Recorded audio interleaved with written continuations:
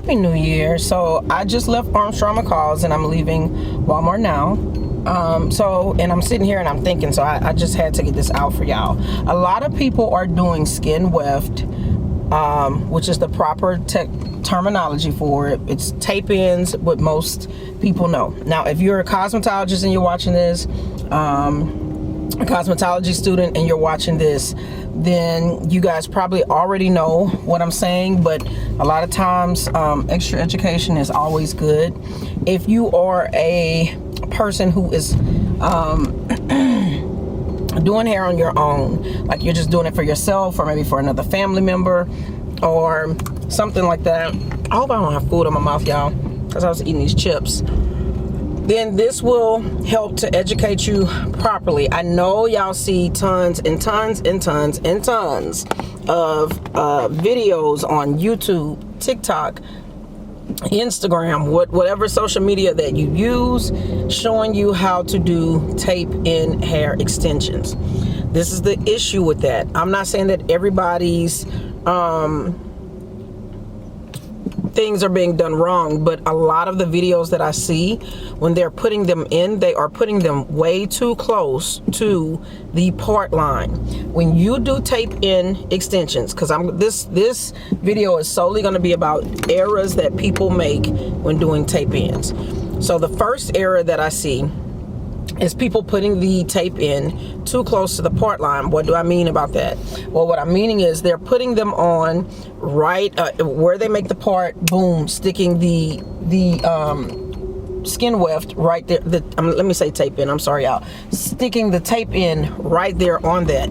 So the issue with that is that when you do tape ins, you should be about a fourth, somewhere between a fourth to a fourth and in between a fourth and a half. So either a fourth down or somewhere between a fourth, in between the fourth and a half down from the part line.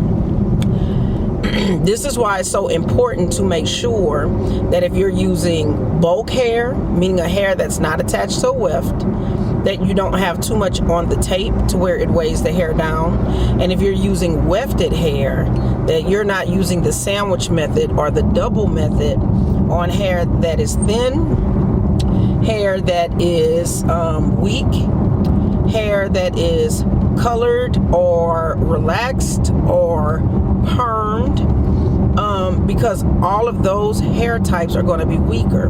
The whole thing behind a skin weft, it is extremely good for people in, like I just said, with those hair densities or hair issues, stuff like that. However, with the proper technique, when you apply the skin weft directly to where the parting is, what tends to happen is it's a lot of people think, oh, the further down it is, the more stress it is. That can be true too once it's starting to get to the new growth stage. But tape ins are meant to last about a month if done properly. And in that month's time, you're going to get new growth. So when you put it about a fourth down, by the time they come in to get maintenance done on it, they should be about a half an inch down from the part line. The second error that I have seen is people adhering the skin wefting glue to the client's hair. So when I say skin wefting glue, so if you're making your extensions in bulk, if you're making your extensions in, is he drunk? Because he almost hit me. He's driving reckless. I don't know what's going on, but I gotta use it. If you're making your extensions in bulk and using bulk hair, that's what I mean by that, then typically when you put the tape on the loose hair, you can also apply the skin wefting hair tape glue to that bulk hair, just so that you lose less strands and it adheres to that first initial strip of tape that you put down. after you put that on there and you let that, you blow dry it, you let that kind of air down, and you put your other piece of tape, that would be the tape that applies to your client's hair or your hair.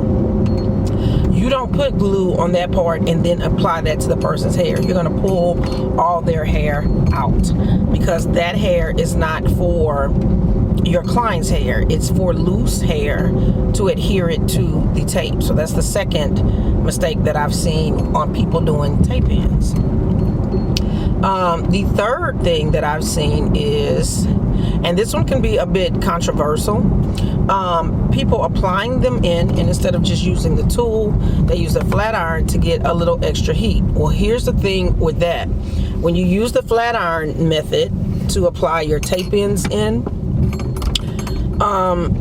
when tape ends first came out, people would use flat irons, clip it on, and to kind of like melt. They were doing it kind of like if you've ever had eye tips or any type of fusion typed extension, where you take the pellets or the glue and you do eye tips or bonds, anything like that. They were using the flat iron to serve as a purpose of kind of like a hair glue gun, right? But here's the thing with the skin wefts. When you go that method, they tend to break down and not last as long, right? Because it's almost like when you heat the tape expands and then it retracts. So what happens is it expands from the applied heat from the flat iron, and your hair that's on that tape end kind of goes wide, and then it scrunches in real tight. So it's almost like it's making a knot. And the bond is breaking down some, because the tape is just not going to last as long. You'll start to see slippage. You'll start to see, in like maybe even 2 to 3 days, the tape end is peeling up, and that's the reason why. Okay, so that's, I think we're on number three now. That's the reason that happens. I'm gonna pick this back up, y'all, because I'm about to pull up to my house, so I'll be able to sit down and kind of talk with y'all. We've made it home, so I don't remember what number we were on, but I'm just gonna go ahead and finish telling y'all. So next, what I would want to say that I consistently see improperly being done is that when they apply the skin wefts to the hair, you're not able to really pull the hair up. And what I mean up into a flat ponytail, up into an updo flat hairstyle, probably starting like from the top. You should still be able to flip that, at least that track that's right above the ear should be able to be pulled back or flipped up, especially if you wanted like a top knot hairstyle. So that's another thing, and that comes from placing the skin wefts improperly. So what I will say is, skin wefts they're great for people who have medical issues, like and they're maybe allergic to glue, allergic to just different things. They're good for somebody who doesn't have any type of issues, and maybe, they just want the versatility of wearing an integrated hairstyle, meaning their hair is left out along with, well, let me not say their hair is left out, because it's not a leave out. An integrated style is you have 50-50. 50% of your hair is left out. The other 50% of your hair is not left out. So those are always great for things like that. I think that right now it's something that has become super popular. For me, it's something that I specialized in. I started doing skin wefts back in 2007, when they were not really very popular in the African American community, to be honest. Now, another error I would say when doing skin wefts is knowing your hair type. So the biggest thing I see is people getting skin wefts or tape ends, and they put it on their hair and they're not really matching the texture of their hair. So what happens is, say like if I put in bone straight hair, and I know that I have curly or wavy hair, right? And this happens a lot with people who don't customize their skin wefts. What'll happen is, as your day-to-day gets to going, whether you go to the gym or you just move around a lot, you live in a very humid area, just anything like that that can kind of alter your natural hair. Now your client is left trying to make their hair match the texture of the extensions that you put in. Or you yourself, if you know you didn't get them done and you're trying to do them yourself, this is how you're doing them. You're consistently fighting with trying to match up that texture, and then you don't understand why you don't get the longevity that you would like, or you start to say like skin wefts are not for me, right? Tape-ins are just not for me. It's too much work, it's too much maintenance. The next error, I'm gonna lead with that goes into that, is that if you're getting them done by a professional and they're not telling you that these do require a lot of maintenance, they're just applying it, and now you're being forced to either chair hop or you come back to them sooner. It's because they didn't tell you from the start that, hey, these do require maintenance. At least every 2 weeks you're coming in. At least once a month you're coming in and we're changing them out. Once a month they should be changed out. You should not be leaving them in longer than a month, because yes, skin wefts is not something that you go in and you just slide up and no, you have to take them down and you have to reapply. So that's why for me, I was never a stylist that tried to charge a whole bunch of money to do them. I would charge $100 to do them because I knew that my clients were coming in initially for upkeep, shampoos and stuff, because most people didn't feel comfortable shampooing and doing it at home. So they were coming in 2 weeks for a shampoo, and then in a month they were coming in to get them taken down. So, you know, it's one of those hairstyles that, like, if you're pricing yourself right, you're making your money up front and you're making your money consistently over time. It's not something you should be charging people an arm and a leg for, because skin wefts are not made to be permanent. They are very temporary. Oh, my bell pepper. Temporary, girl. They're very temporary. I done bust my bell pepper open. And temporary hair solutions. So, let me see. I'm trying to make sure that I hit on all the errors that I kind of see, or the things that people are not telling y'all about, not guiding you about. Again, people see these things on social media and they go and they think, oh, I'm gonna get this because this influencer has it, that influencer has it, or this looks good and that looks good. Y'all, right now what's popping is definitely your skin wefts or tape-ins. U-part wigs have resurfaced, and sew-ins. Sew-ins are back. Now, natural hair is always in. I don't care what you say. Natural hair is always in. People are just into wearing their natural hair right now. I looked in the store today when I was in Walmart just to see, just me going in the hair aisles to see like what's put out on the shelves and stuff. And you see a lot of stuff for moisture. It's that time of year. You see a lot of stuff for moisture. You see a lot of stuff for hair color. And you see a lot of stuff for natural hair. The relaxers are on the bottom shelf, because even though relaxers and Jerry curls are coming back, they are on the bottom shelf. Like if you blink, you're gonna miss them. So I don't know. I hope y'all enjoyed. I'm picking this up for the kids, y'all. I'm sorry. I'm putting up the groceries and stuff that y'all saw me getting. Yeah, as far as any questions you guys may have about skin wefts, definitely ask them in the comments. And if it's something that I need to do a video for, I'll do a video for it. If it's something that I can just answer directly in the comments, I will. If anything that I discussed in this video today, you guys would like to see me showing it on a video, just, I was gonna say raise your hand, just put it in the comments. I will make a video detailing and being very video specific, so that you guys can understand what I'm saying, because sometimes people are more visual. So maybe you don't understand when I say like a fourth down, or somewhere in between a fourth to a half, that in between area, or maybe you would just like to see it done. Another thing that I would say before I end this is they don't discuss with you guys the takedown process on how to do it, or even the shampoo process. So with your shampoo process, if you want to shampoo at home, you can. You most certainly can. But here's the thing.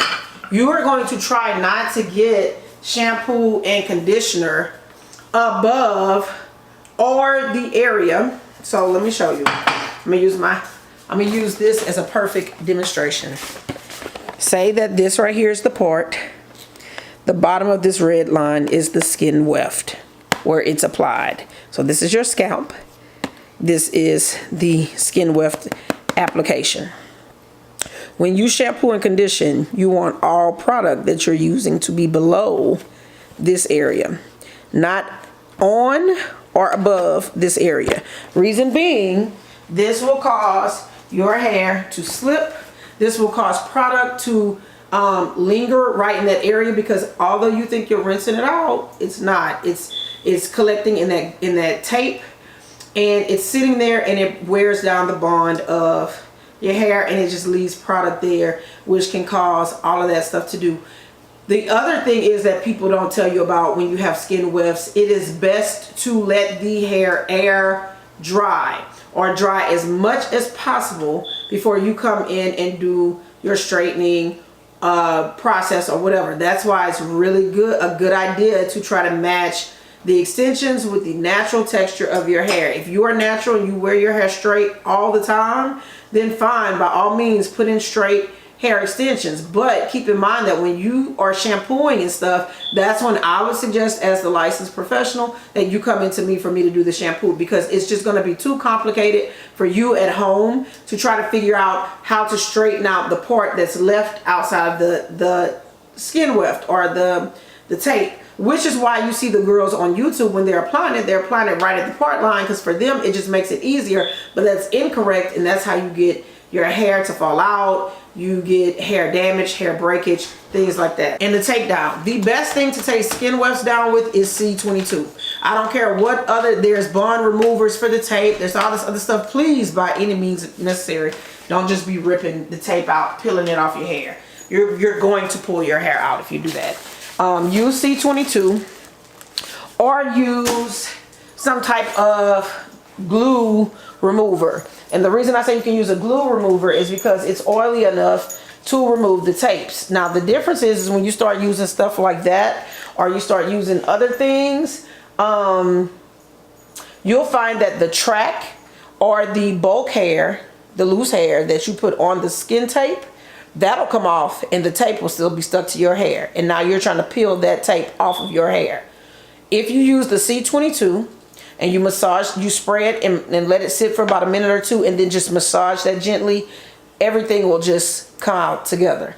And that's the easiest way. And then that citrus removes any type of glue or adhesive, anything build up that would come from like a shampoo or anything. Is going to remove all of that at once, so that when you actually go to shampoo, you have no residue left. So now what I'm going to say is, if y'all have any questions, y'all go ahead and hit me in the comments, and we'll get all that going. In the meantime, thank y'all for watching my hair vlog for today, and I'm about to get my kitchen in order because it's Saturday. Love y'all. Talk to y'all later.